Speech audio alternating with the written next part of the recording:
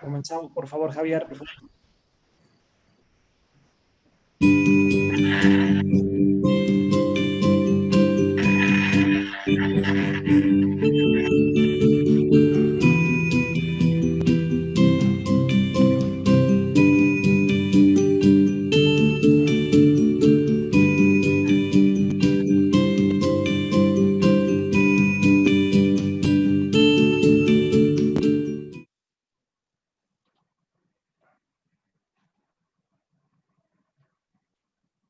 Buenas tardes, mi nombre es Nancy Cardoso, soy coordinadora de Asuntos Académicos y de Posgrado, y en nombre de la Comisión de Evaluación y Acreditación de Carreras de la Universidad Nacional de Salta, le damos la bienvenida al primer encuentro del ciclo de conversatorios sobre evaluación universitaria.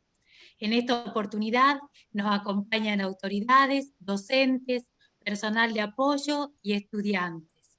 En octubre del presente año, por resolución del Consejo Superior 152 del 20, se creó la Comisión de Evaluación y Acreditación en virtud de la complejidad de estos procesos y en reconocimiento de la necesidad de abordarlos en equipo. Entre sus funciones se encuentra generar acciones de formación permanente. En esta línea, hemos logrado definir este ciclo de 3 encuentros con referentes nacionales en el área. En estos momentos, como Comisión de Acreditación, nos encontramos trabajando para que todos estos materiales queden accesibles para posteriores consultas de la comunidad universitaria. Por último, les informo que quienes opten, en este caso, por una certificación del ciclo, podrán completar un formulario cuyo enlace se publicará oportunamente en el chat de esta sesión de Zoom o por el canal de YouTube por medio del cual se está retransmitiendo. A continuación, damos la palabra a quien será el moderador en este primer conversatorio, el magíster Hugo Romero. Muchas gracias. ¿Qué tal? Buenas tardes, ¿cómo están? Bienvenidos a este conversatorio, a este ciclo de conversatorios sobre evaluación universitaria, que en un esfuerzo mancomunado entre la Comisión, digamos, de Acreditación de la Universidad Nacional de Salta, con enclave en el ámbito de la Secretaría Académica, y el grupo de trabajo de UNSA Virtual, se siguen organizando acciones de formación, y esta creemos que es una acción sumamente importante para nuestra universidad, tanto para las carreras de grado como para las carreras de posgrado y los docentes que trabajan en ella. Antes de hacer la presentación, en este ciclo vamos a tener 3 encuentros. El primero, que es el de hoy, ya después vamos a hacer la presentación del licenciado Feldman, sobre evaluación de la calidad en el sistema universitario. El segundo, sobre evaluación institucional, a través del licenciado Pablo Tobillas, director de evaluación institucional de la CONIAU. Y el tercero, sobre evaluación y acreditación de las carreras de grado y posgrado, a través de Marcela Gropo, que es la directora de acreditaciones de CONIAU. Antes de hacer la presentación del licenciado Feldman, le voy a pedir a la vicerrectora de la universidad, a la doctora Graciela Morales, que nos dé una palabra de bienvenida. Muchas gracias, Hugo. Buenas tardes, saludo al secretario académico de la Universidad Nacional de Salta, Hugo Romero, a la señora coordinadora de posgrado y asuntos académicos, Nancy Cardoso, a los miembros de CAUNSA, la Comisión de Acreditación de la UNSA, a los secretarios de facultades, a los docentes presentes que nos están siguiendo a través de YouTube, y a todo el personal de apoyo universitario, a los estudiantes, y por supuesto un caluroso saludo a Daniel Feldman. Le agradecemos porque ha tomado su tiempo para venir a conversar con nosotros. Sabemos que vamos a aprender mucho en esta disertación. Desde el rectorado apoyamos profundamente lo que son mecanismos de acreditación para las carreras de la universidad, para todas las carreras, como así también el mecanismo de acreditación institucional. Sabemos ya que los miembros de CAUNSA están trabajando fuertemente en ese sentido. no solamente porque es una necesidad para cualquier tipo de proyecto nacional o internacional al cual queramos acceder, sino también porque conocemos que es la única forma de determinar cuáles son nuestras fortalezas como institución, como facultades y también como carreras, y cuál es el camino que aún nos toca recorrer. Por eso realmente me siento muy orgullosa de organizar este ciclo de conversatorios sobre la evaluación universitaria, que sé que va a ser un éxito y que tiene una asidua concurrencia. Bueno, le damos la bienvenida a Daniel Feldman y queremos escucharlo. Muchas gracias. Bueno, muchas gracias a ustedes por la invitación. Si se escucha bien, Nancy. ¿Sí? Perdón, Daniel, Sí. si me permite 2 minutitos, voy a explicar cómo va a ser la mecánica de trabajo, Sí. así estamos tranquilos durante todo el tiempo que dure la actividad. Previo a la explicación de cuál sería la mecánica de trabajo, yo les quería comentar que el licenciado Feldman es profesor en el Departamento de Ciencias de la Educación e investigador del Instituto de Investigación en Ciencias de la Educación, ambos de la Facultad de Filosofía y Letras de la Universidad Nacional de Buenos Aires, y actualmente también se desempeña como asesor del Consejo Interuniversitario Nacional. Quería agradecerte, Daniel, en nombre de la Secretaría Académica, bueno, de la universidad en general, por haber aceptado con tanta buena predisposición, sobre todo en estos momentos que seguramente te están demandando de distintas instituciones la presencia y tus conocimientos. Lo que les quiero comentar a los participantes es que el licenciado Feldman va a exponer durante 30 o 35 minutos, va a hacer su presentación durante 30 o 35 minutos, y después vamos a abrir una instancia de preguntas y comentarios sobre la presentación o sobre las dudas y planteos que ustedes quieran realizar. Se pueden hacer vía el chat para los que están en esta aula Zoom, pueden hacerlo a través del chat, y en el caso de los que están por YouTube también, y hay 2 profesores que van a recoger las dudas, las preguntas, y las van a pasar para que después yo se las comparta al licenciado Feldman. Así que bueno, le damos lugar a Daniel, y gracias nuevamente. No, por nada, Hugo. La verdad que muchas gracias a ustedes. Yo me tomo en serio lo de conversatorio. Es cierto que este último tiempo fue un tiempo de actividad muy intensa, creo que para todos nosotros, porque lo paradójico es que la pandemia nos aisló y al mismo tiempo nos juntó más que nunca, porque estamos más conectados que lo que estábamos antes, y hay mucha más actividad interactiva que la que solía haber en otro momento. De hecho, creo que todos estamos participando de más reuniones, encuentros y jornadas que lo habitual, porque, bueno, nos acostumbramos a manejar la herramienta. Lo que me di cuenta en estas reuniones es que la idea de conversatorio es una gran idea, y me la he estado tomando muy en serio, así que haré una exposición lo más corta que pueda, para que podamos discutir o conversar lo más que podamos, que es la parte más interesante, porque aumenta la pertinencia. Lo que uno pueda decir o aportar va a tener más que ver con lo que a ustedes les preocupe. La segunda aclaración, escuchando el programa que ustedes tienen, en la medida que ustedes van a hablar con expertos y especialistas de CONEAU, tanto en evaluación institucional como con Marcela Gropo, que ha dirigido los procesos de acreditación, yo voy a hablar de los mismos temas, evidentemente. Lo que tal vez voy a poner en énfasis es el otro punto de vista, que es el punto de vista de las universidades.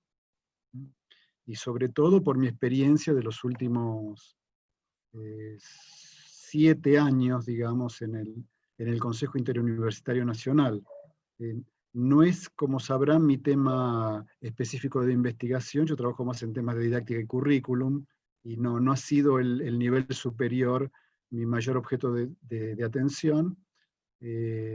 Así que lo que pueda comentar tiene más que ver con mi experiencia como asesor del CIN en lo que son las discusiones diarias, que ya llevan muchos años, en función de los procesos de acreditación, dado que trabajo específicamente en la comisión de acreditación del CIM, la que se encarga de tratar todos estos procesos. Así que lo que voy a hacer es un relato, en principio un poquito histórico, porque estamos en un momento importante respecto a los procesos de evaluación y acreditación. Como ustedes sabrán, hemos generado en los últimos 7 años, no de una vez, sino de manera progresiva, un cambio realmente importante en la forma de entender la acreditación y la evaluación universitaria. Un cambio que ha tenido su iniciativa en el CIM, las universidades nacionales, y que ha logrado instalarse como normativa actualmente ministerial, que es la que rige los nuevos procesos de acreditación. No estuvo exento de dificultades, de tropiezos, de discusiones con la CONEAU, entre otros, digamos, pero este es un proceso que comenzó en el año 2013, cuando lo que se reformuló inicialmente fue la noción de actividades reservadas. Como ustedes saben, el tema crítico del artículo 43, el artículo que exige la acreditación de carreras, de ciertas carreras universitarias, estuvo centrada en la noción de actividades reservadas, que son las que generaron un problema importante debido a que circunscribían territorios. Y como en el proceso inicial estos territorios se delimitaron de manera serial, no ordenadamente, o sea, el que primero llegaba limitaba su territorio y el que llegaba después ocupaba lo que podía. Lo que pasa hacia principios de esta última década es que hizo crisis la situación en la medida en que algunas carreras empezaban a encontrar cercenados sus ámbitos de acción porque quedaban por fuera de los territorios ya delimitados por las actividades reservadas de otras carreras.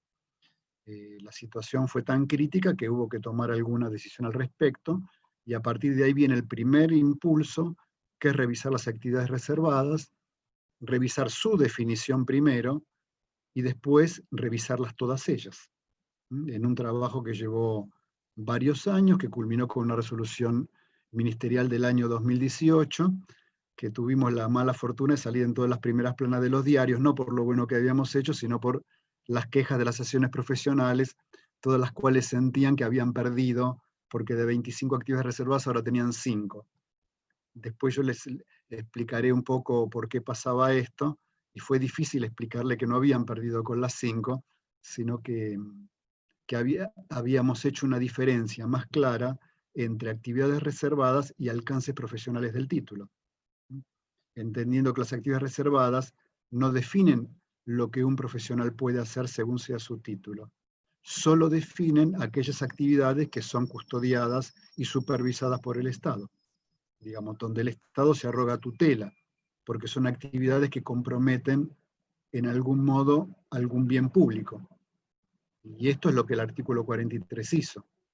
En algún modo limitó la autonomía universitaria en un sentido, diciendo, de lo que todos ustedes hacen en función de su autonomía, sobre algunas cosas nos reservamos el derecho de tutelar esas actividades mediante procesos de evaluación y de acreditación. ¿Y por qué lo hacemos? Y porque en esas actividades los profesionales implicados realizan tareas que pueden implicar un riesgo para otros. Entonces, centramos la noción de actividad reservada en la noción de riesgo. Después van a entender por qué hago tanto énfasis en esto, porque este cambio que hicimos modificó toda la manera de entender la evaluación y la acreditación. Entonces, a partir de allí, la actividad reservada no quedó definida como todo lo que pueda ser un título, un médico, un ingeniero, un abogado, sino de todo aquello que pueda ser, de sus alcances de título, aquellas actividades que pueden implicar, cuya realización puede implicar un riesgo para terceros, para la comunidad, para la sociedad, para un individuo. Se le agregó algo más. No solo eran actividades que pueden implicar un riesgo, sino que ese riesgo tenía que ser producto de la acción directa del profesional, no de una cadena de intervenciones. Por ejemplo, si yo asesoro a una comisión para que tome una decisión, o a un juez para que tome una decisión, en el caso de un peritaje, el responsable de la decisión no es el profesional que aconseja, es quien toma la decisión, el juez. De modo que las actividades reservadas las limitamos a aquellas en las cuales el riesgo deviene de la acción directa bajo responsabilidad exclusiva del profesional. Por ejemplo, cuando un médico firma una orden médica, una prescripción. El paciente puede obedecerla o no obedecerla, pero desde el punto de vista del médico es mandatoria, y él toma responsabilidad absoluta sobre las consecuencias de lo que firmó. O un ingeniero firma un cálculo de estructuras. Él es responsable por la seguridad del edificio. Él sí se hace cargo directo de ese cálculo de estructuras, o del plano que firma un arquitecto. Entonces, las actividades reservadas de este modo dejaron de ser todo lo que puede hacer un profesional, sino solo aquellas que implican riesgo, que el riesgo es directo y que depende de manera exclusiva de él. Les doy una idea de exclusividad con la cual tuvimos una gran pelea con los colegios de arquitectos, el planeamiento urbano, que los arquitectos reclamaban como actividad reservada. Y nosotros les dijimos, miren, no es una actividad reservada porque el planeamiento urbano no depende de la acción de ningún arquitecto individual. Depende de una acción colectiva, de un conjunto de profesionales, que aparte es mediado por la decisión política, en la cual cada uno de ellos aporta una parte, pero nadie es responsable del todo. Entonces, el planeamiento urbano puede ser un alcance del título de los arquitectos, están habilitados para desarrollar el planeamiento urbano, pero no es una actividad reservada del título de los arquitectos. Créanme que a los arquitectos no les gustó mucho esto que les dijimos, pero entendimos que se aplicaba de esta manera la doctrina. Una vez establecido esto, las actividades reservadas se revisaron de conjunto, esto es, hicimos una gran tarea en los años siguientes, porque la idea fue que las actividades reservadas debían mirarse juntas por familias de carrera, no cada carrera independientemente, para mirar las vecindades, los límites, las superposiciones, y armar un trabajo más armónico. También decidimos en ese momento, y así lo expresó la normativa, que creo es la resolución 123 del 2013, la única que me acuerdo de memoria, les hicimos perder tiempo. Yo estaba buscando un PowerPoint que no encontré al final, donde tenía resumida la normativa, que siempre me lo olvido. Esa cosa de, admiro mucho a la gente que se acuerda y te dice, la 1254, yo no sé de qué están hablando, aunque la hayamos escrito nosotros mismos. Pero de esta me acuerdo, la 123 del 13 estableció una última característica de las actividades reservadas. Las actividades reservadas se entendieron no exclusiva a un título, sino eran reservadas al conjunto de títulos del artículo 43. O sea que podían ser compartidas entre carreras del 43, no así carreras del 42, que son el resto. O sea que una misma actividad reservada podía ser compartida. ¿Por qué nos pasaba esto? Porque si no, la lucha entre carreras era absolutamente irresoluble. Digo, los licenciados en computación comparten actividades con los ingenieros en computación. Y los ingenieros mecatrónicos comparten actividades con los ingenieros mecánicos y electromecánicos, y aún electrónicos. Los ingenieros electrónicos comparten a su vez actividades con los licenciados en computación y los ingenieros en computación. Hay muchas actividades, sobre todo por el nacimiento de carreras de entrecruce, que son compartidas. Y por lo tanto, entramos a aceptar que las actividades reservadas pudieran compartirse siempre y cuando las carreras estuviesen incluidas en el artículo 43, no así en el artículo 42. De esta manera limpiamos mucho el terreno y nos permitió avanzar más claramente. Pero esta no era la parte más importante de la historia. La parte más importante de la historia vino después, cuando a partir de esta nueva definición de actividades reservadas, definimos el resto de los instrumentos. ¿Qué papel jugaban los estándares? Y por lo tanto, ¿qué papel jugaba la acreditación de carreras? Y la verdad que acá llego a mi punto principal, que es el que quería plantear hoy. Lo que hicimos en el año 2016, 2017, y que tiene una resolución que yo no me acuerdo del año 2018, 2, es generar una nueva doctrina respecto a la acreditación de carreras. Lo que hicimos fue diferenciar acreditación de evaluación de la calidad. O sea, lo que planteó el SIN, aceptó el Q, y hoy es la doctrina que el Ministerio sostiene a través de sus resoluciones, es que la ley establece no un proceso único, sino dos procesos relacionados pero diferenciados. Uno es la evaluación de la calidad universitaria, artículo 44. Todas las instituciones universitarias están obligadas a autoevaluarse y tener evaluación externa por parte de CONEAU. Y esta evaluación tiende a la calidad y a los procesos de mejora universitaria. Tiene una característica la evaluación de calidad, que es una evaluación que la universidad hace en una medida, digamos, contra sí misma, porque la mejora de la calidad es una mejora que la universidad plantea con respecto a sus puntos de partida. Entonces, por eso es esencial en la evaluación de calidad la autoevaluación institucional. Es como la universidad es capaz de mirarse a sí misma y mirarse a sí misma con respecto a sus propias metas y a sus metas de mejora. Entonces, la autoevaluación está dirigida básicamente a la calidad y a la mejora. Y es un proceso esencial y central, y yo comparto con los muchos que apoyan la idea de que la evaluación de la calidad es un elemento central de la vida universitaria. Las universidades somos instituciones, viejas instituciones, que hemos basado nuestro desarrollo y hemos conseguido nuestra autonomía porque somos capaces de autoevaluarnos y garantizamos a la sociedad la calidad de nuestro servicio. Es por eso que la sociedad nos da a cambio autonomía. No nos la da porque seamos buenos ni tengamos ningún valor intrínseco. Nos la da porque hemos demostrado de que somos capaces de mejorar por nosotros mismos nuestros procesos internos y ofrecer a la sociedad el mejor servicio posible en términos de formación, de producción de conocimiento y de transferencia de nuestro conocimiento en función del bien público. Y esto lo hacemos porque nos evaluamos constantemente. Nos autoevaluamos, entregamos informes.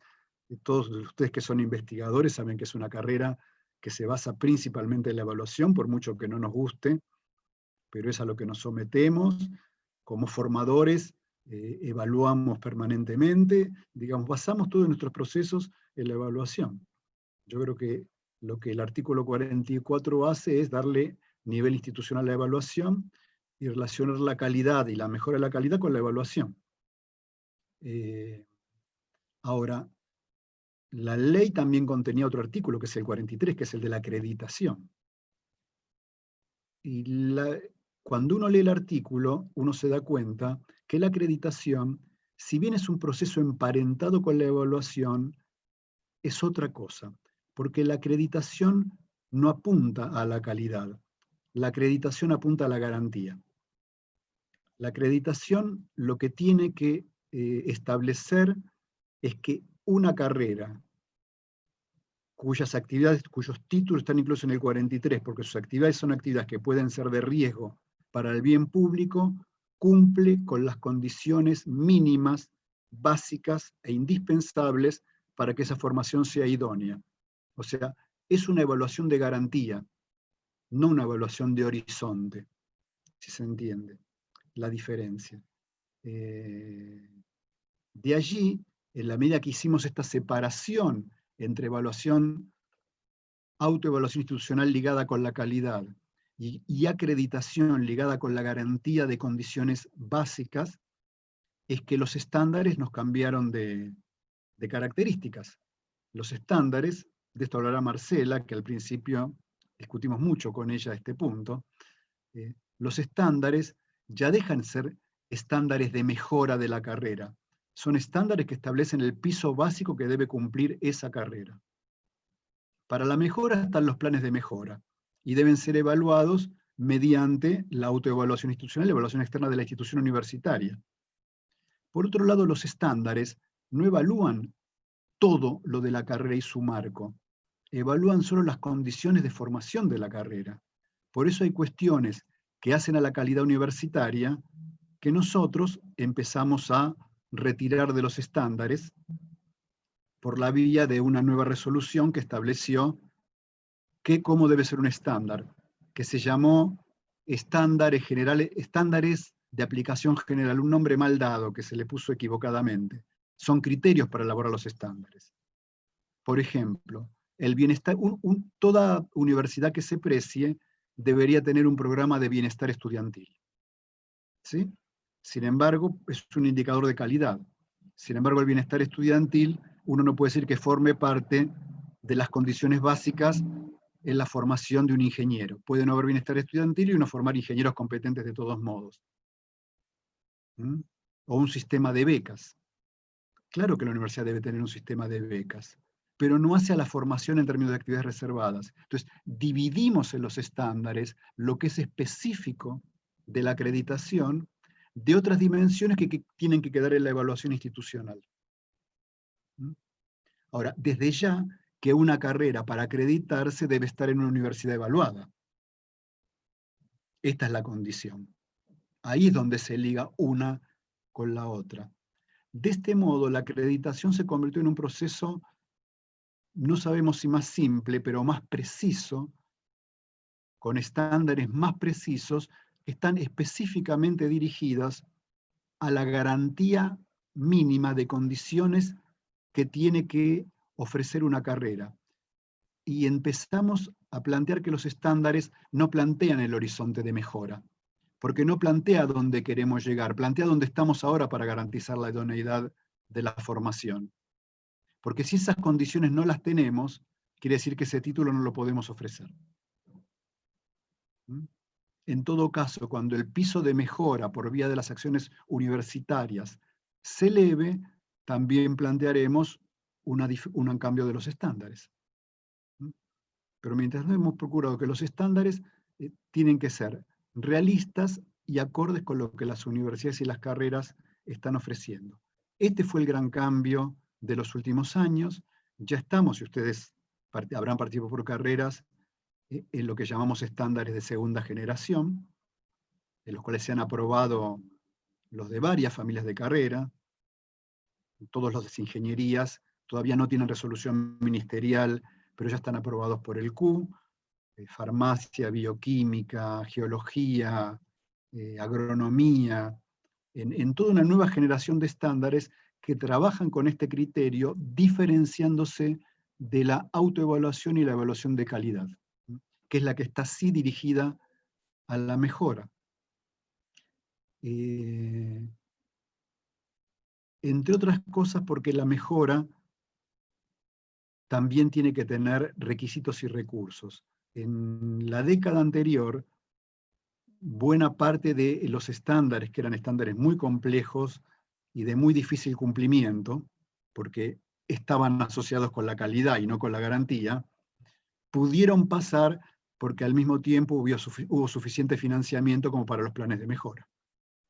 Y esto generó en muchas carreras y en muchas universidades un salto adelante sumamente importante.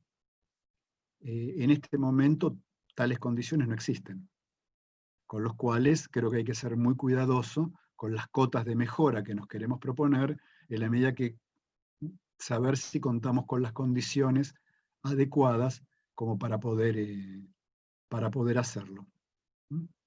Yo diría que en este momento estamos, en este punto está la discusión. Hoy día, por supuesto, ya dejó de ser una discusión, contamos con una normativa que avala el trabajo que estamos haciendo, y en este sentido los procesos de formulación de estándares, estamos trabajando también para adecuarlos de contenidos mínimos, y el resto del conjunto del instrumental de acreditación, de un modo de ajustar el proceso de acreditación y convertirlo en lo que creemos que el artículo 43 siempre mandó, pero que no fue cumplido, que es la acreditación como un proceso concurrente pero diferenciado de la evaluación de calidad.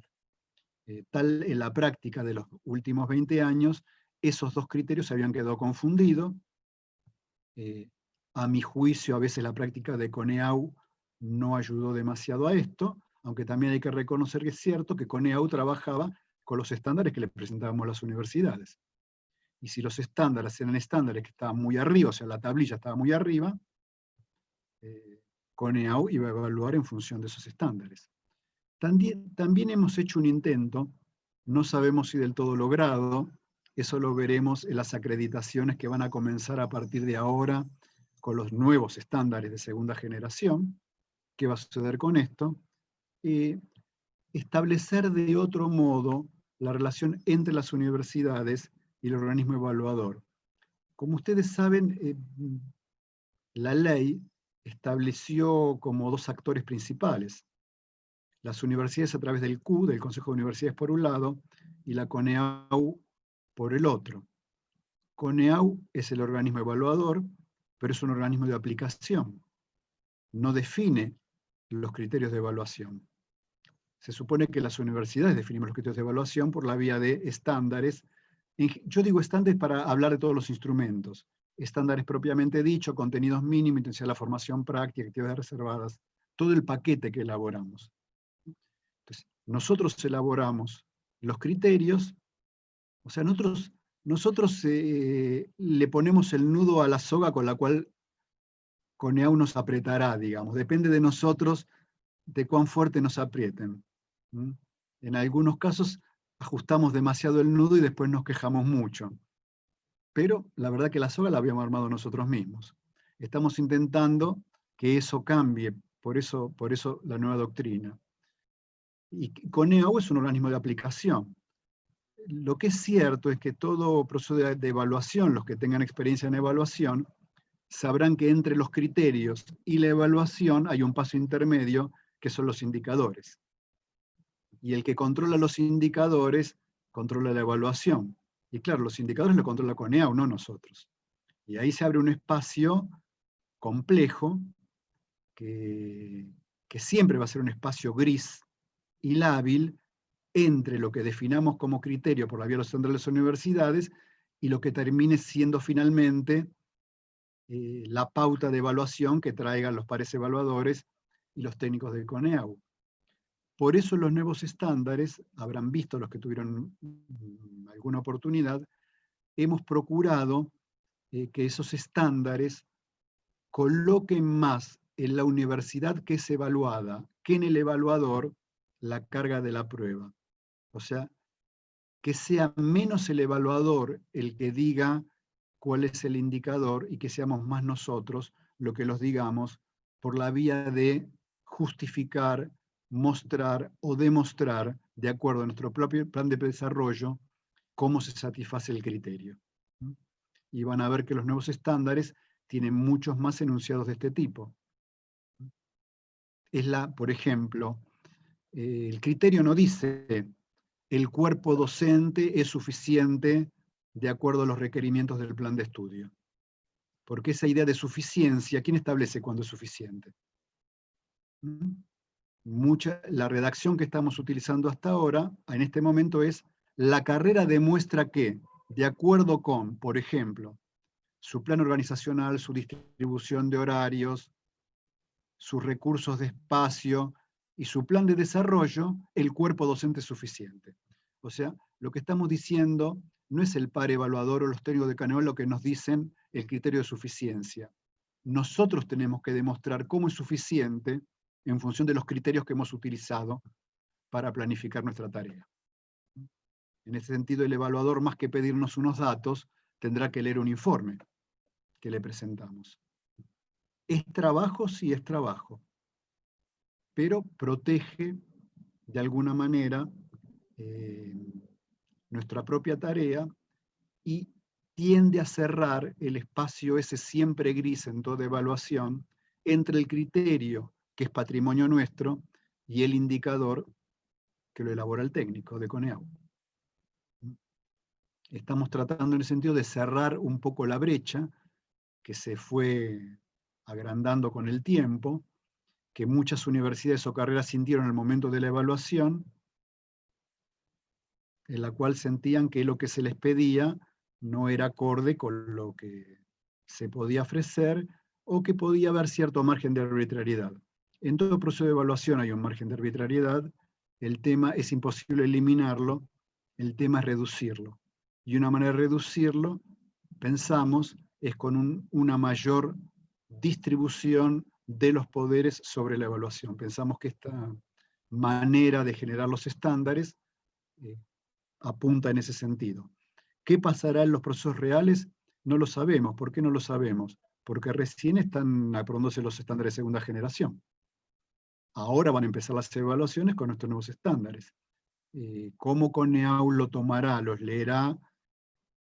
Bueno, ustedes saben, es parte de una negociación y de una pulseada, que hay que ver. En general, es cierto que el CIN y el CRUP, que es la Asociación de Rectores de Universidades Privadas, tienen un fuerte acuerdo en este sentido en este momento, y que las universidades han tomado un rol mucho más protagónico con respecto a la evaluación, tanto de la calidad como de la acreditación en los últimos años. El EMEA que han impulsado y logrado hacer aprobar toda una nueva normativa y toda una nueva regulación que interpreta y aplica el artículo 43. Esta normativa no existía hace pocos años atrás. O sea que la interpretación quedaba librado a lo que a cada uno le pareciera que debiera ser. Hoy día contamos con 4 resoluciones que ordenan y reglamentan, digamos así, desde el punto de vista de las universidades, el artículo 43, lo cual crea un nuevo panorama. Después lo otro será disputar a brazo partido en cada proceso de acreditación, no cabe la menor duda. Y también teniendo en cuenta una cuestión, hay algo que también hemos visto en el CIN mucho, que ya no puede ser establecido mediante una norma, que es un trabajo de cada universidad. Es que muchas veces las universidades se han quejado, nos quejamos de procesos de evaluación que fueron duros, o que consideramos que hubo cierta arbitrariedad, siendo siempre que los pares evaluadores son enviados por las propias universidades. Y acá hay un punto que no se puede regular por norma, pero que hace un trabajo de las propias universidades, que es capacitar a sus propios pares evaluadores, por última instancia los nombramos nosotros. Es formarlos y capacitarlos en la nueva doctrina y enviar a aquellos más capaces, porque son ellos los que nos van a evaluar en un sistema que es muy idóneo, muy interesante, el de evaluación por pares. Siempre y cuando los pares compartan y participen de esta doctrina y entiendan de qué se trata.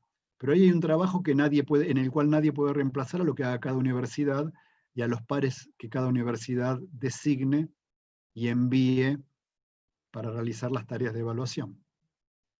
Digamos, cuando una evaluación para una acreditación no resulta satisfactoria, nunca nos olvidemos que fue hecha con criterios que nosotros determinamos y por personal que nosotros elegimos.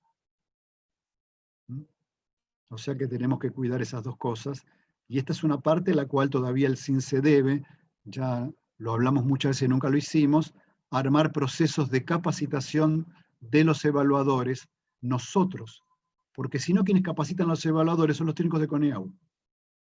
Y ahí hay un problema. Quienes tenemos que capacitar a los pares evaluadores somos nosotros. Y esto es una iniciativa que las universidades deberíamos tomar y una tarea que deberíamos darnos.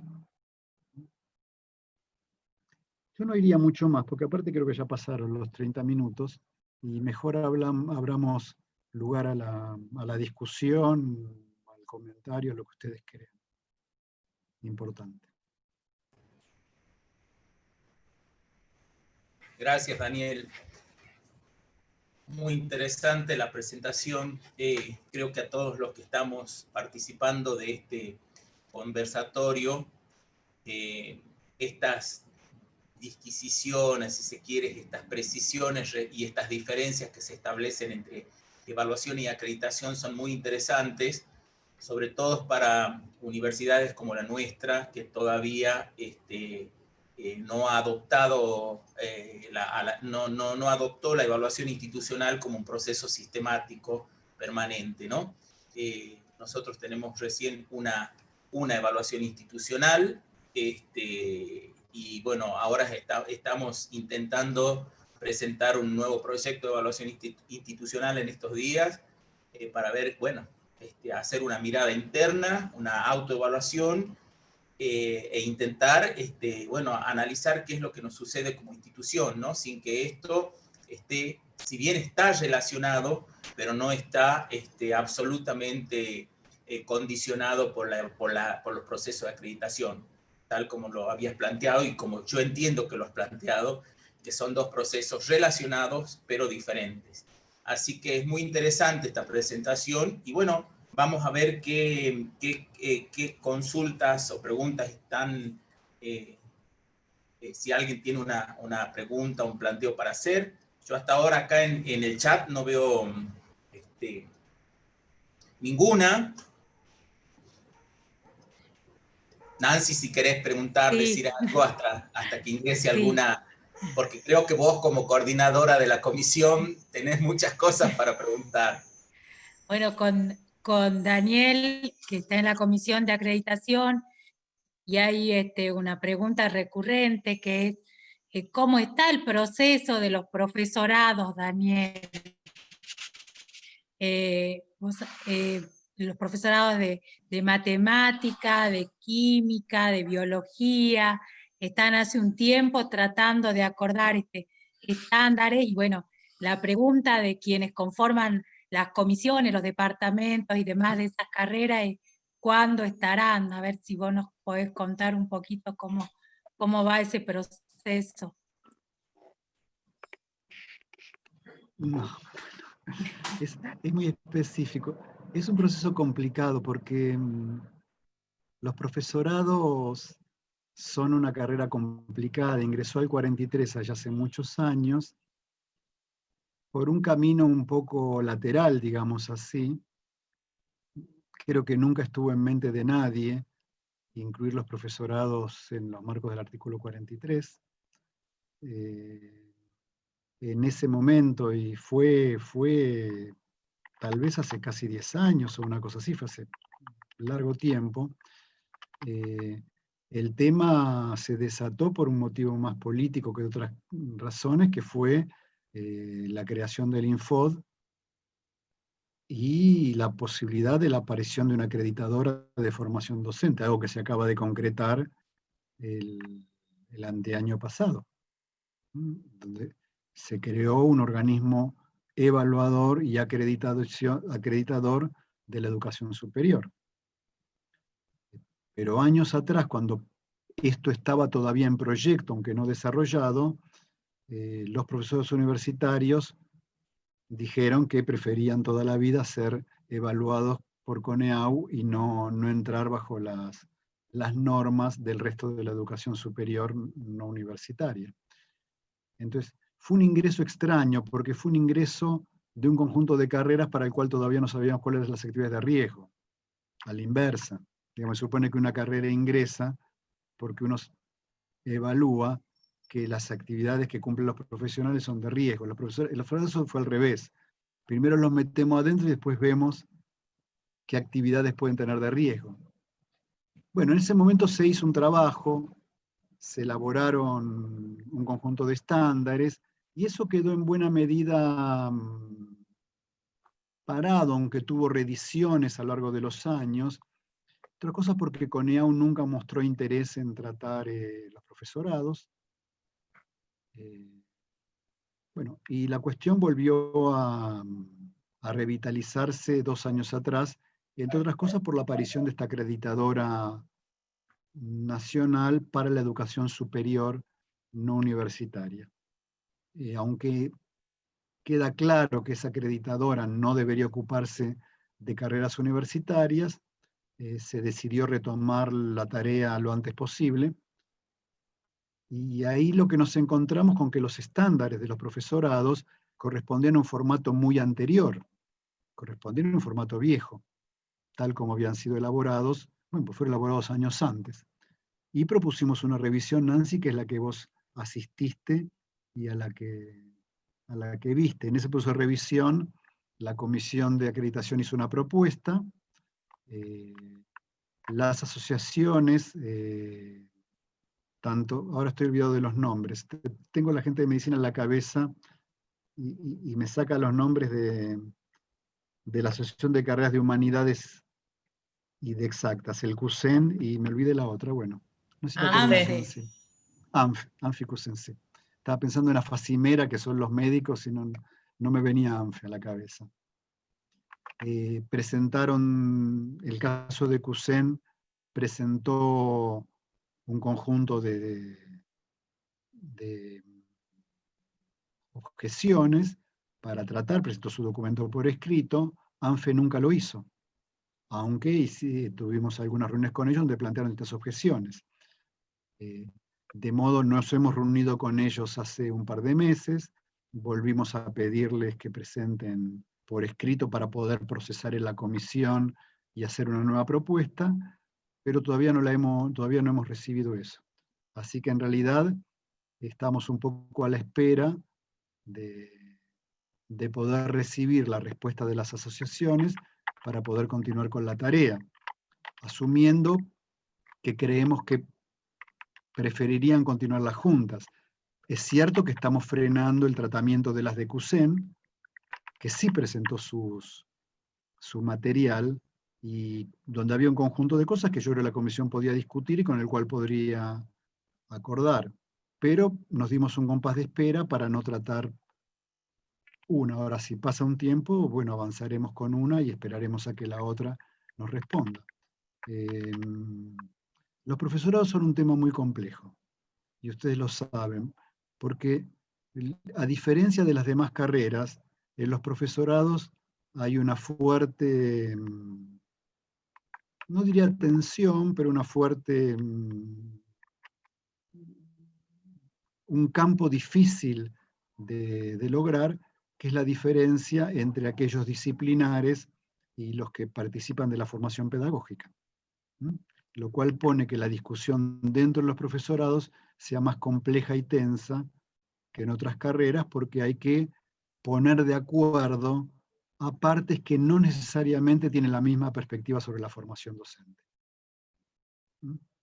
Dado que en muchos casos de muchas universidades, esto es una opinión totalmente personal, por supuesto, no es que sea posición de acreditación, dado que en muchos casos la perspectiva de los disciplinares es una, la de los pedagogos no necesariamente la misma, y son puntos de vista que hay que compatibilizar. Y ustedes saben que en muchas universidades, no en todas, las carreras de profesorado son carreras de ensamblado, no carreras unitarias. Carreras donde se ensambla la formación de una licenciatura con un trayecto pedagógico. No sucede así en todos lados. Hay universidades que han conformado carreras de profesorado, en tanto carreras de profesorado en sí mismas. Por ejemplo, el caso de General Sarmiento, una carrera tiene 20 años, en el cual los profesorados no son dependientes de una licenciatura. Los profesorados eran carreras en sí mismas, donde ya la articulación venía hecha del inicio. Pero en muchas universidades donde los profesorados son producto del ensamble, sobre la base de licenciaturas o de otro tipo de carreras previas, la discusión es compleja y los acuerdos son difíciles de trazar. Lo que está claro es que lo que la Comisión de Acreditación propuso como modificaciones, en parte movió ese tablero. Y bueno, bien, queda negociación por hacer. Y tenemos que revisar, por supuesto, también lo que propusimos nosotros. En tanto por eso digo, me parece el proceso es largo. Es largo porque hay que acomodar muchas piezas. Bien, gracias, Daniel. Acá, desde YouTube, Valeria Burkhardt hace una pregunta que no está del todo clara, no sé si quiere reelaborarla. Dice, quisiera saber si se piensan modificaciones respecto a las acreditaciones posgrado. No sé exactamente a qué se refiere, si la puedes reelaborar y después la vuelvo a hacer a la pregunta. Nélida pregunta... Igual, Néstor, le puedo contestar una cosa. Sí, perfecto. No nos ocupamos de posgrado. No soy la persona más idónea para responder eso. Claro, perfecto. Nélida pregunta si una misma carrera, pero de dos sedes diferentes, en el caso nuestro que tenemos varias sedes regionales, ¿tienen indicadores de acreditación similares o pueden diferir teniendo en cuenta los momentos de creación y los recursos disponibles? Se supone que no, porque es el mismo título y que los estándares son comunes, con independencia de la sede donde se dicte la carrera. Deben ser evaluadas con los mismos estándares. Porque el título va a ser el mismo título, y las actividades para las cuales están habilitadas los egresados son las mismas. Tal vez la carrera deba producir informes específicos explicando en cada sede cómo se cumplen los requisitos que deben ser cumplidos, pero no porque varíen los instrumentos de acreditación. Claro. Norma pregunta, y creo que ya hiciste la aclaración respecto a la dificultad, o no la dificultad, sino quizás lo que no tenías, al no pertenecer a CONIAU directamente, no podrías contestar esto, pero la hago igual a la pregunta. ¿Está prevista la capacitación dirigida a los pares de evaluador en vista de los estándares de segunda generación? Yo creo que tenemos, es lo que dije antes, creo que tenemos que hacer acciones. CONIAU lo hace porque lo hace como parte de su tarea. Por eso las universidades tenemos que hacer previamente a eso una instrucción de los pares evaluadores en qué significa un estándar de segunda generación. Claro. Pero Acá más, es sí. un operativo que hay que ver cómo coordinar, por supuesto. Sería bueno que ustedes en la Comisión de Acreditación lleven la preocupación como universidad. Bien. Nancy pregunta, la formación es un comentario más que una pregunta. La formación en materia de evaluaciones y acreditaciones que recibimos las universidades proviene de CONIAU. Sería importante que la SPU también lo haga. Sí, yo creo que más que la SPU lo tendríamos que hacer, lo tendría que hacer el SIN. Nosotros como conjunto de universidades nacionales tendríamos que tomar esa tarea en nuestras manos. La SPU no le corresponde, en tanto como ministerio es el que nos regula tanto a nosotros como la CONIAU. Me parece que cada cual en lo que le corresponde debería trabajar con los pares evaluadores. Bien. Ernesto pregunta si las carreras en sedes otorgan solamente título de pregrado y en la central otorgan título de grado, ¿en ambos lugares deben ser evaluadas las carreras? Me parece que el ejemplo estaría dado, me parece que por el lado de la enfermería, pero no sé. Si el trayecto es complementario, por supuesto, porque parte de la formación dirigida al título final de grado ha sido dado como parte del pregrado. Enfermería sería un caso típico, por supuesto. Pero el título no es otorgado solo en función de lo que hizo en el tramo 2, sino en función del conjunto, porque desde el punto de vista del título conforman un único plano, aunque sean dos trayectos. Acá hay una pregunta, entre pregunta y opinión. Yo no sé si se podría abrir para que Hermosinda la realice o la pueda precisar más. Hermosinda, por favor, porque exactamente no sabría qué definir de esto. ¿Cuál es tu interés en esa pregunta? Sí, buenas noches, muchas gracias. Gracias, profesor. Yo soy paraevaluador y una de las inquietudes que bien le entendí en una parte de su exposición respecto de la capacitación de los pares evaluadores, lo ha transmitido como parte de la universidad o de la tarea de cada una de las universidades. Lo cierto es que quienes estuvimos actuando, y de hecho todavía lo seguimos haciendo en la carrera de grado, hemos recibido la capacitación desde CONIAU. Y cuando hemos transmitido que probablemente esa capacitación había sido muy corta, quizás insuficiente, nos quedaron muchas dudas, como bien usted dice, muchas cuestiones quedan libradas a la subjetividad del equipo de trabajo, cuando transmitimos esta inquietud nos dijeron, bueno, es una cuestión de presupuesto. Entonces esto lo traslado a las universidades, que capaz que excede su marco, o el marco de su actuación, pero a mí me gustaría dejarlo planteado, porque no es una cuestión menor la del presupuesto. Entonces, el esquema que está planteado en abstracto, uno lo tiene que llevar a la práctica. Y cuando vamos a la práctica, por ejemplo, ¿no? Una de las críticas que se nos hace y que está ligada directamente con el presupuesto es la composición de la planta docente. Cuando la planta docente tiene muchas dedicaciones simples.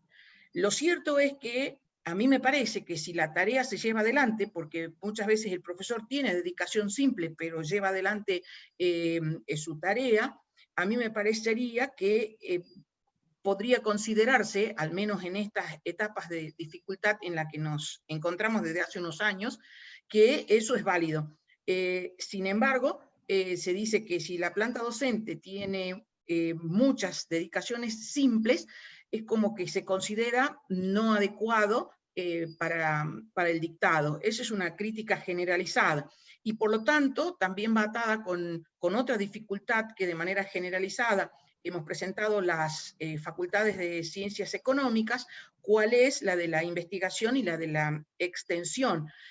O sea, yo creo que son problemas que no se van a resolver en el corto plazo, y quizás sobre eso, me parece a mí, se debiera tener una mirada más contemplativa, porque necesariamente, como digo, esto está atado al presupuesto, y es una variable que escapa a las autoridades de la universidad, por mucho que luchen, si vale la pena, por ello.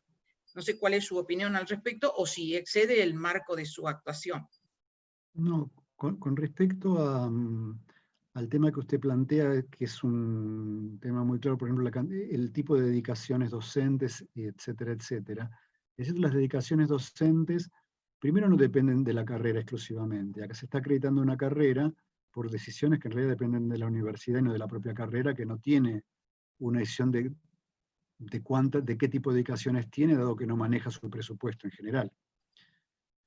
Segundo, que lo que enfrentamos es un problema de que cuando un estándar dice que el cuerpo docente suficiente es adecuado, abre un espacio enorme de ambigüedad, que es quién llena lo que es adecuado y suficiente. Entonces, en algún momento uno dice, bueno, hagamos una tasa, tiene que haber tantos docentes por estudiante, tanto porcentaje de dedicaciones. Todo eso, como ustedes saben, es arbitrario, como es cualquier indicador de ese tipo. Me parece que la solución que hemos encontrado, por eso digo, tenemos que capacitarnos a los pares evaluadores ahora de nuevo, estamos cambiando la pregunta. La pregunta que yo me hago no es si la carrera tiene suficientes docentes. Le hago la pregunta a la carrera: demostrame que los docentes con esas dedicaciones son suficientes para cumplir las tareas del plan de estudio.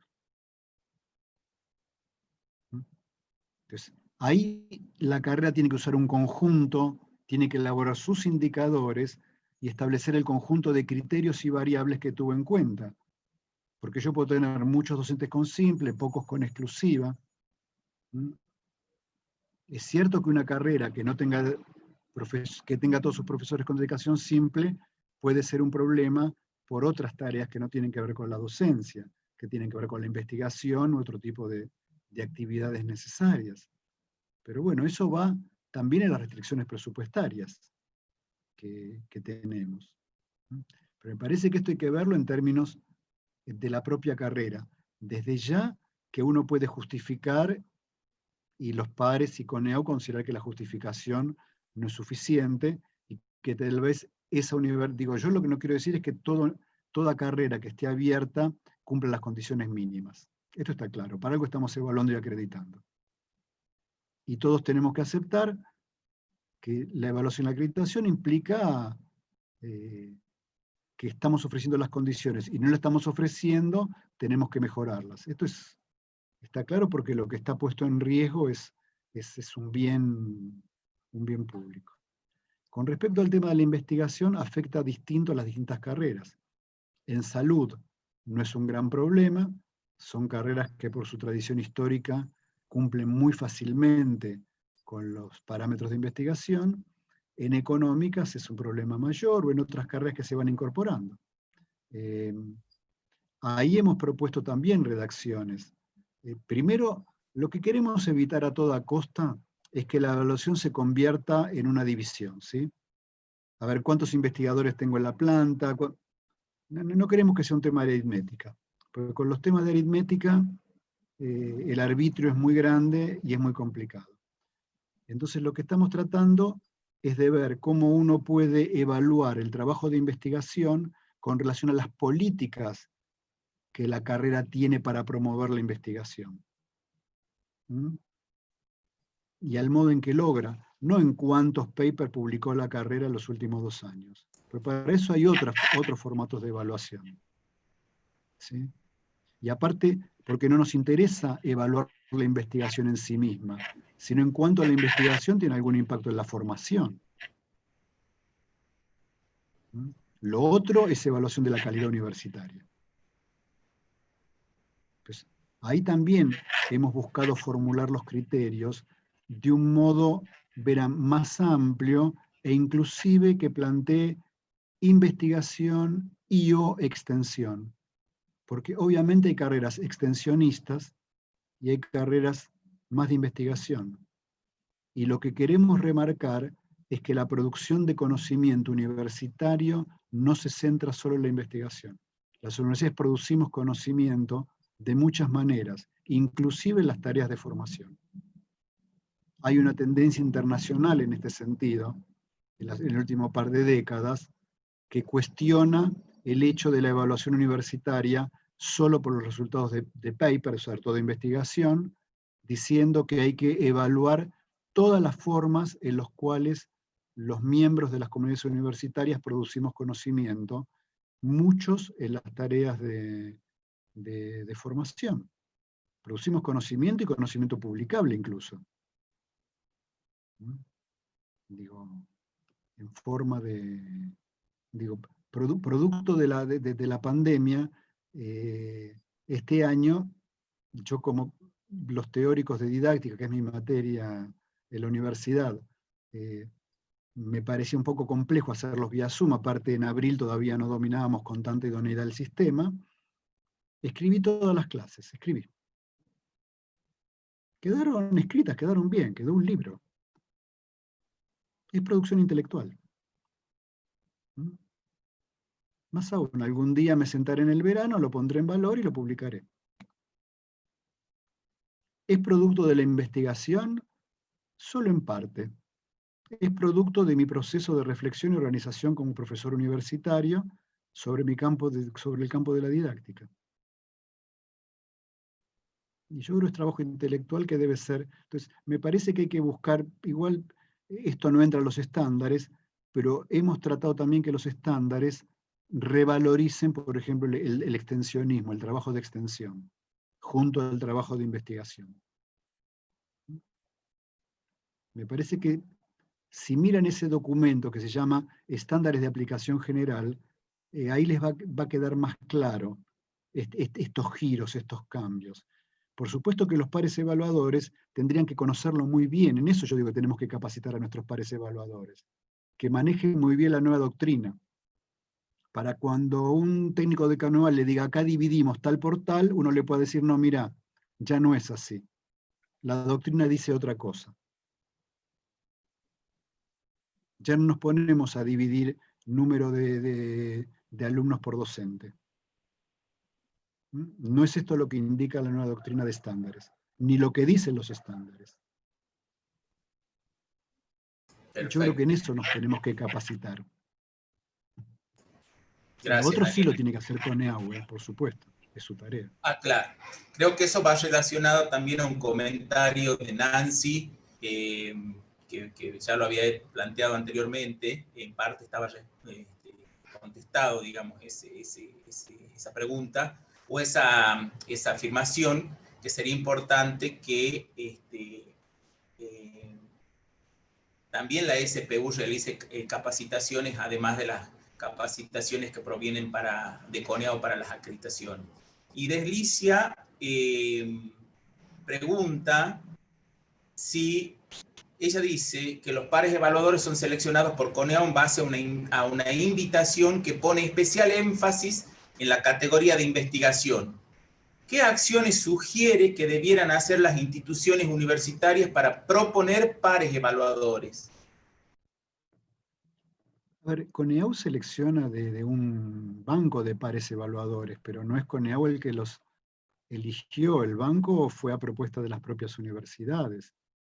Me parece que las universidades deberían juntarse a discutir qué perfil deben tener los pares evaluadores.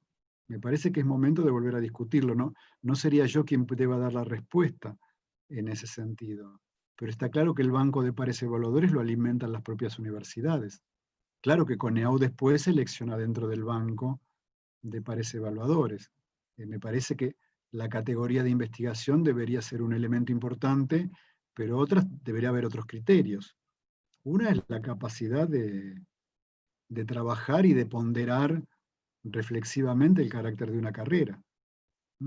Sé que es una tarea difícil para hacer, pero me parece una tarea que las universidades tenemos que empezar a hacer con más cuidado, o sea, prestar más atención a esto. No son pares para evaluar investigación.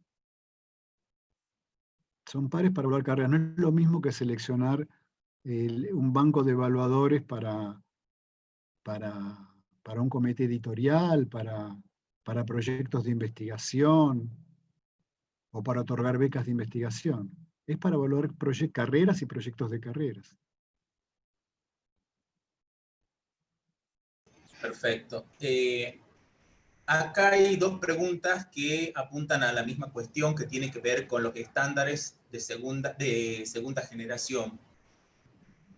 Si desde cuándo rigen o desde cuándo regirían esos estándares, y después hay una pregunta que apunta a identificar más los estándares en el área de enfermería, pero no sé qué sea el lugar para poder contestar esa pregunta, por el tiempo sobre todo, y por la especificidad. Los de enfermería no fueron revisados, y debemos hacerlo. Los de medicina están en proceso, ha sido un proceso largo y muy difícil, pero digamos, las dos carreras básicas que estaban necesarias de acreditar por vencimiento de acreditaciones eran ingeniería y medicina. Ingeniería lo pudimos hacer, falta la resolución ministerial. En cuanto CONEAU disponga, se evaluarán según los nuevos estándares. Y ya en la lista, lo demás depende de cómo CONEAU ordene las acreditaciones. Geología era otra, cuyo pedido se pidió aplazar. CONEAU aceptó aplazarlo, ya tiene los nuevos estándares aprobados, o sea que será con los nuevos estándares. Creo que todas las nuevas acreditaciones que se hagan, a partir del año que viene, comenzarán a ser con los nuevos estándares.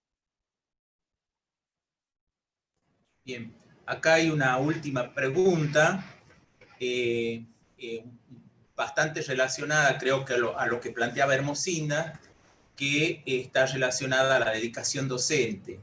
Dice, en Tartagal y Santa Victoria, pone el ejemplo concreto de la sede regional Tartagal, estamos atravesando por esa problemática, digamos, de los docentes con dedicaciones simples, y que no le queda claro si CONEAU puede exigir o no aumentos de dedicación docentes,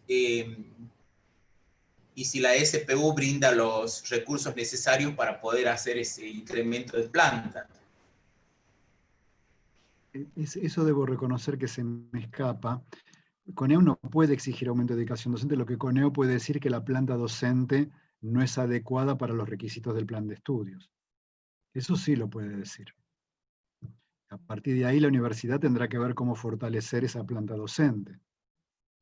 Y todo lo demás entra en el juego de negociaciones de la universidad interno y externo para obtener los recursos necesarios. En un tiempo, esos recursos el Estado los puso a través de la SPU.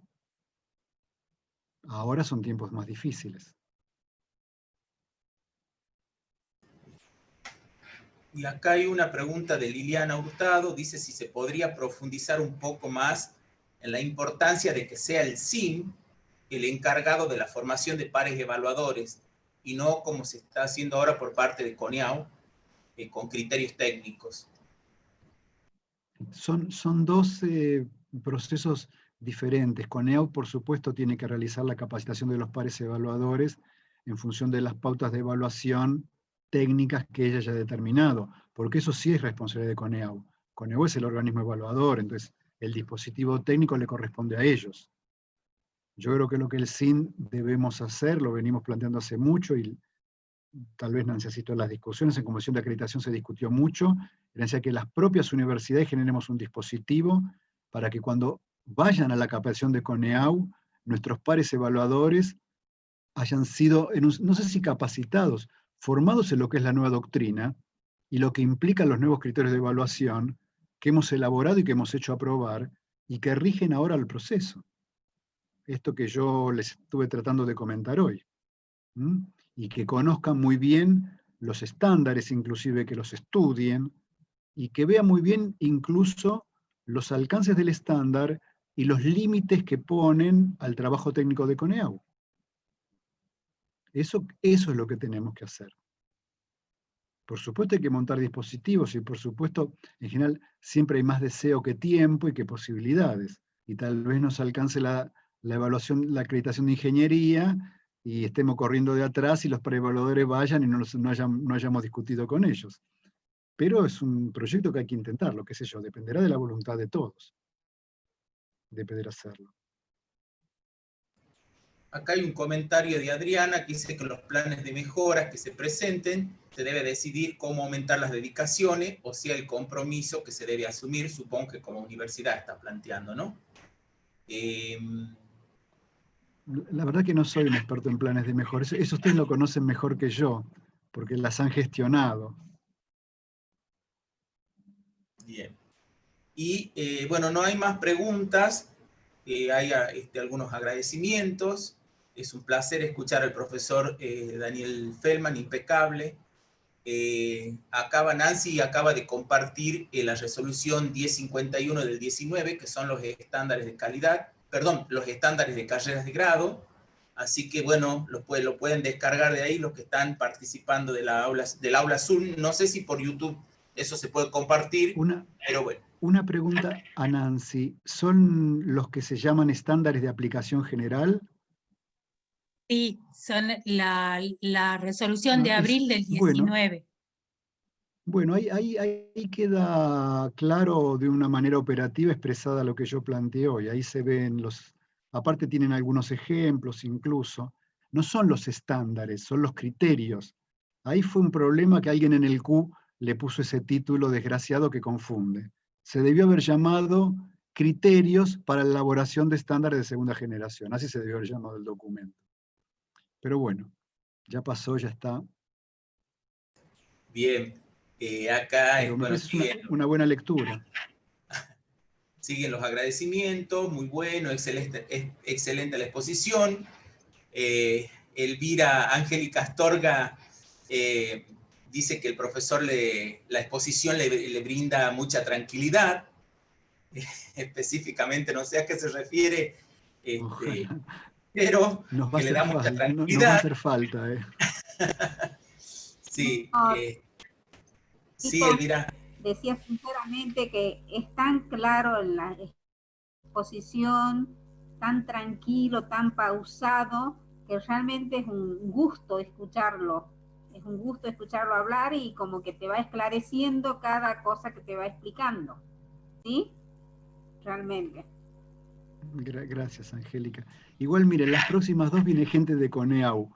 Por ahí el resultado final no es tan tranquilizador. Me cuentan al final de la tercera reunión cómo quedó todo. Nosotros nos quedamos con vos, Daniel, con tu tranquilidad. Bien, bueno, si no hay alguna otra pregunta o inquietud, le agradecemos a Daniel por la presentación tan clara, por habernos permitido entender con mayor claridad y precisión algunas diferencias importantes, sobre todo de orden conceptual. Así que seguramente con los aportes que nos hagan los otros dos profesionales nos va a quedar un panorama más amplio, digamos, de todo lo que nos implica como universidad, como institución, emprender procesos de evaluación y de acreditación. Así que bueno, muchas gracias Daniel. No sé Nancy si querés decirle algo, no sé si Graciela está, pero bueno, desde de mi parte, muchísimas gracias Daniel, y muchas gracias a todos los que participaron por los dos medios, por Zoom y por YouTube.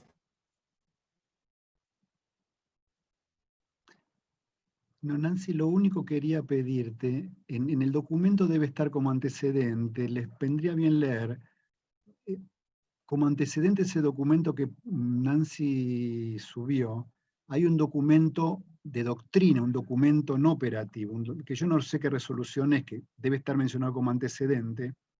Es bueno que lo lean, sobre todo si van a hablar con la gente de CONEAU, porque ese documento vale para nosotros y vale para ellos. Que es del año 17, 18, es anterior, debe ser un año anterior a este. Un año justo anteriores. Les recomendaría que le peguen una leída a ese documento, porque ahí se especifica todo lo que planteé, y es bueno tenerlo en cuenta si van a charlar con la gente de CONEAU, porque es el marco al cual deberíamos ajustarnos tanto nosotros como universidades como ellos como organismo evaluador. Pero no, lo dejo en tus manos, Nancy, ustedes lo... Lo que vamos a hacer es enviar, tenemos el mail de todos, enviar el mail, por medio del mail, el documento al que hace referencia Daniel, para lectura para el próximo encuentro. Muchas gracias, Daniel. Yo les agradezco a ustedes muchísimo por la atención, la verdad, muchas gracias. Muchas gracias a todos y los invitamos el próximo jueves al segundo conversatorio en este mismo horario. Así que los esperamos y nos encontramos allí. Muchas gracias Daniel nuevamente y buen fin de semana a todos. Gracias a ustedes, hasta luego.